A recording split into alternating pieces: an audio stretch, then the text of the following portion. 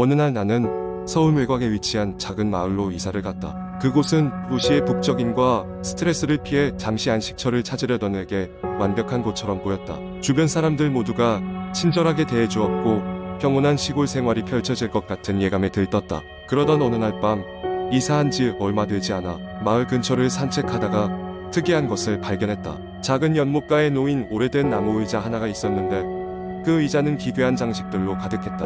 의자 위에는 낡은 인형 머리가 놓여 있었고 인형의 눈은 슬프게도 하늘을 응시하고 있었다. 옆에는 흔히 장례식에서 사용될 법한 하얀 꽃들이 놓여 있었다. 순간 나는 몸에 소름이 돋았다. 그날 밤부터 이상한 일이 발생하기 시작했다. 처음에는 작은 소음, 마치 누군가 내가 잠들기만을 기다렸다는 듯이 내 방 창문을 두드리는 소리가 들렸다. 처음에는 바람 소리라고 생각했지만 소리는 규칙적이었고 날카로웠다. 나는 곧바로 창문을 체크했지만 아무것도 발견하지 못했다. 다만 창문 밖으로 보이는 어두운 숲이 내게 왠지 모를 불안을 안겨주었다. 며칠 후 나는 마을 사람들에게 그 연못 근처의 의자와 인형에 대해 물어보았다. 그러나 그들은 갑자기 어두운 표정을 지으며 그곳은 오래된 마을 전설과 관련이 있다고 말했다. 마을에는 수십 년 전 한 소녀가 실종되는 일이 있었고 소녀의 부모는 실종된 딸을 기리기 위해 그 자리에서 자주 기도했다고 했다. 하지만 그 기도는 가족을 위로하지 못했고 그들은 결국 다른 곳으로 떠났다. 이야기를 들은 후 나는 괜스레 의자에 대한 두려움을 느꼈지만 동시에 이상한 매력에 이끌렸다. 그래서 어느 날 밤 용기를 내 그 연못으로 걸어갔다. 달빛에 비친 의자는 낮보다 더욱 음산하게 보였다. 나는 조심스럽게 의자에 다가서서 앉아보았고 그 순간 차가운 바람이 불며 나뭇잎들이 흔들렸다. 그때였다. 갑자기 내 뒤에 소름 끼치는 속삭임이 들렸다. 돌아오지 않을 거야. 다시는 돌아오지 않아. 그 소리가 사라지자마자 나는 두려움에 사로잡혀 급히 집으로 달려갔다. 그 사건 이후로 나는 그 연못에 절대 가지 않겠다고 다짐했다. 주변 사람들은 내 얘기를 들으며 조용히 고개를 끄덕였고 누군가는 조금 더 그 이야기를 알고 있는 듯한 눈빛을 보였다. 시간이 흘러 마을을 떠나며 나는 평온함과 동시에 씁쓸함을 느꼈다. 그 연못 근처의 의자와 인형 그리고 소녀의 미스터리는 결코 풀 수 없었다. 그러나 그 마을을 떠나면서 나는 그 소녀에게 작별 인사를 하며 마음속으로 말했다. 언젠가 너도 평화를 찾기를 바란다. 그 후로 나는 그 마을과 연못을 잊지 못했다. 그곳에서의 경험은 나로 하여금 알 수 없는 존재와의 연결고리를 느끼게 했고 그 연못가의 소녀는 내 기억 속에 항상 자리 잡았다. 언젠가 다시 그곳을 찾아갈 수 있을까? 그리고 그때는 그녀에게 도움이 될 수 있을까 하는 생각이 들면서도 이상하게 마음이 편해졌다. 그 마을의 전설은 내게 영원히 잊지 못할 이야기가 되었다. 두 번째 이야기. 몇 년 전 나는 경기도 외곽의 작은 마을로 이사를 갔다. 도심의 번잡함에서 벗어나고 싶었던 나는 조용한 산골 마을에서의 삶을 꿈꾸고 있었다. 그곳은 옛날 방식의 한옥이 주를 이루며 주민들도 대부분 나이가 지긋한 노인들이었다. 마을 한가운데 작은 우물이 있었는데 우물가에는 언제나 이상한 기운이 감돌았다. 처음 이사간 날 나는 바로 옆집에 사는 한 노인과 인사를 나눴다. 좋고 편안해 보이는 할아버지였지만 그가 나에게 주의를 당부한 말은 섬뜩했다. 그 우물 근처에는 가지 말게. 해 지기 전에는 꼭 집으로 들어와야 하네. 젊은 나로서는 미신이라 치부할 수도 있었지만 어쩐지 그의 엉중한 말투에 나도 모르게 고개를 끄덕였다. 주말마다 나는 마을을 산책하며 자연을 만끽했다. 그러나 매번 우물 근처를 지날 때면 싸늘한 공기가 피부에 치밀어 오르는 것을 느꼈다. 어느 날 저녁 나는 예정치 않게 친구와의 전화통화가 길어져 괜히 해가 진 후 늦게서야 집으로 걸어가게 되었다. 우물 근처를 지나던 중 누군가 등 뒤에서 나를 쳐다보고 있는 것 같은 소름이 끼쳤다. 돌아보니 아무것도 없었다. 그날 밤 이상한 꿈을 꿨다.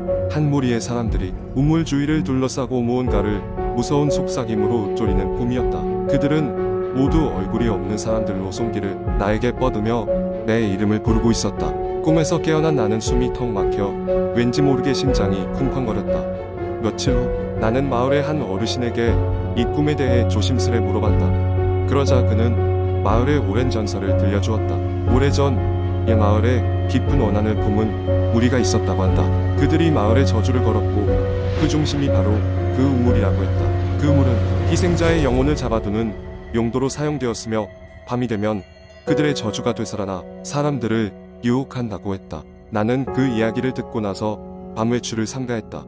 그러나 우물에 얽힌 꿈은 계속되었고 나는 점점 더 지치고 불면증에 시달리게 되었다. 그러던 어느 날 밤 나는 무언가에 홀린 듯 잠에서 깨어 우물로 향했다. 정신을 차리려 했지만 몸은 내 뜻과는 반대로 움직였다.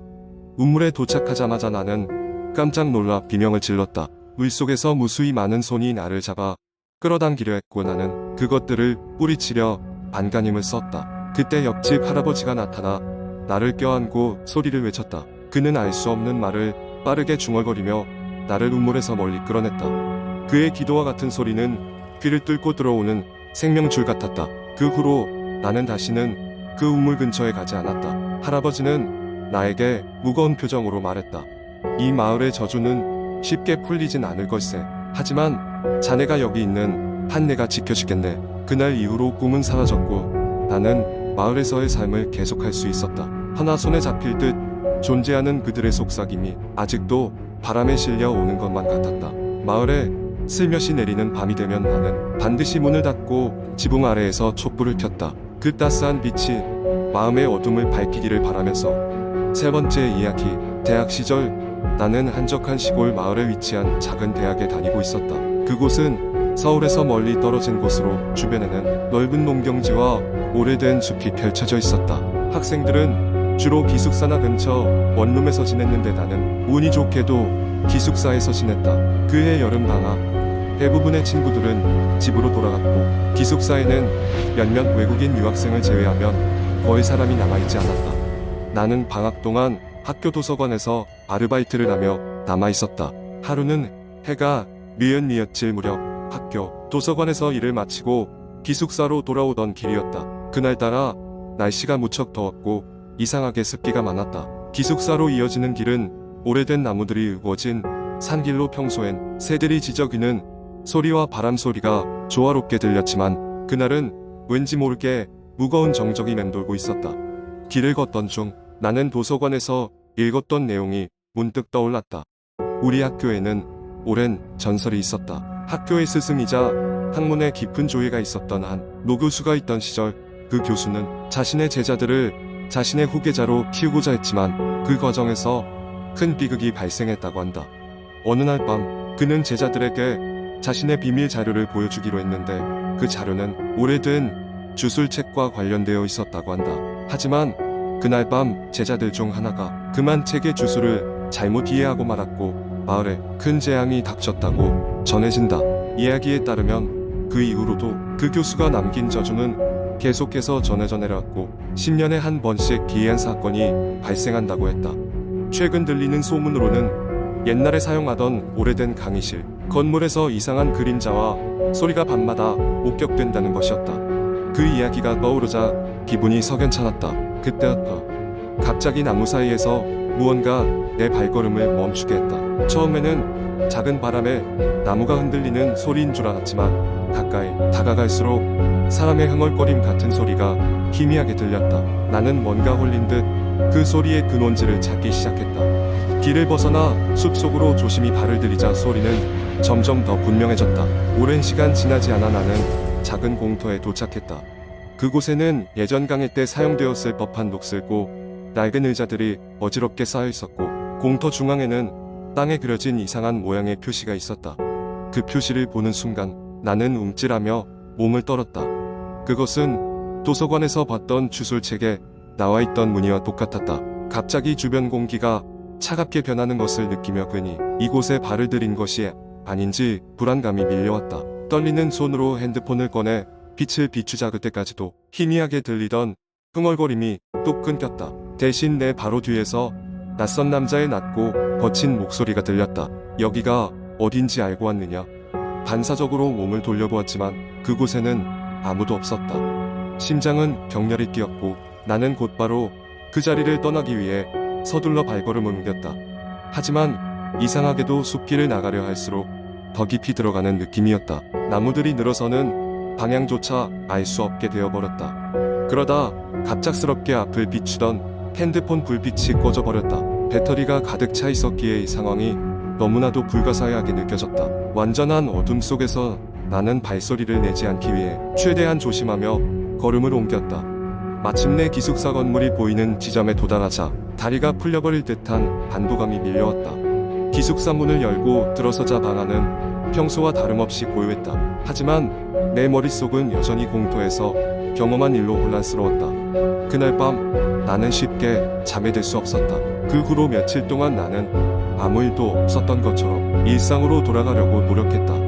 하지만 늘 어디선가 누군가가 지켜보고 있다는 느낌을 놓칠 수 없었다. 숲에서의 그날 이후로 캠퍼스에 관련된 여러 가지 기이한 사건이 일어났다는 이야기가 들려왔다. 예를 들어 시험 기간이며 수많은 학생들이 공부하러 몰려드는 도서관에서는 책이 이상한 곳에 놓여 있거나 도서관에 혼자 남은 학생들이 발소리를 듣는 등의 사건들이었다. 그중 가장 섬뜩했던 것은 어느 날 밤 한 학생이 도서관에서 배출한 책 사이에서 누군가의 글씨로 적힌 종이를 발견한 것이었다.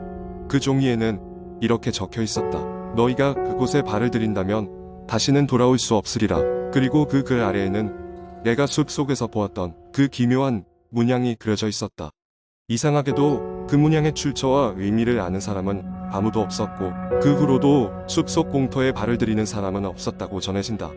나는 졸업 후 그곳을 떠났지만 그날 밤 겪었던 소름 돋는 경험은 여전히 내 기억 속에 뚜렷이 남아있다. 그리고 지금도 가끔씩 그 숲에서의 일이 현실이었는지 혹시 무언가 다른 이유가 있었는지를 가늠해보곤 했다. 그때마다 마음 한켠에는 알 수 없는 두려움과 함께 해결되지 않은 미스터리로 남아있다. 졸업 후 나는 다시는 그곳을 찾지 않았지만 가끔씩 그 시절의 기억이 떠오를 때면 여전히 소름이 돋곤 한다. 아마도 그곳은 영원히 풀리지 않을 수수께끼로 남을 것이다. 한편으로는 다른 사람들이 그 이야기를 또 듣고 동일한 호기심을 가질까 두렵기도 하다. 하지만 시간이 흐르면서 사람들은 잊고 또 다른 이야기를 찾게 되겠지. 그럼에도 불구하고 내가 그곳에서 기억한 것은 여전히 나를 따라다닌다. 하지만 어느 날 인터넷의 한 게시판에서 이상하게 익숙한 제목의 글이 눈에 띄었다. 숲속 의문의 공터에서. 나는 제목의 글이었다. 불안에 휩싸인 나는 글을 눌러 읽기 시작했는데 누군가가 그 숲속 공터에서 겪은 일들에 대해 쓰고 있었다. 그리고 그 글의 마지막 부분에는 한 장의 사진이 첨부되어 있었다. 그 사진 속에는 어둠 속에서 어렴풋이 보이는 기이한 문양이 찍혀 있었다. 그것은 바로 내가 봤던 그 문이었다. 나는 그 글의 댓글을 읽어보았다. 여전히 그곳을 찾아가는 이들이 있다는 사실에 놀라웠고 다시 한번 그곳이 얼마나 위험한지를 깨달았다. 시간이 지나도 변하지 않는 두려움과 미스터리가 그 숲속에 영원히 남아있음을 느끼며 나는 화면을 닫았다. 아직도 많은 이들이 그곳을 찾아 호기심을 가질지도 모른다.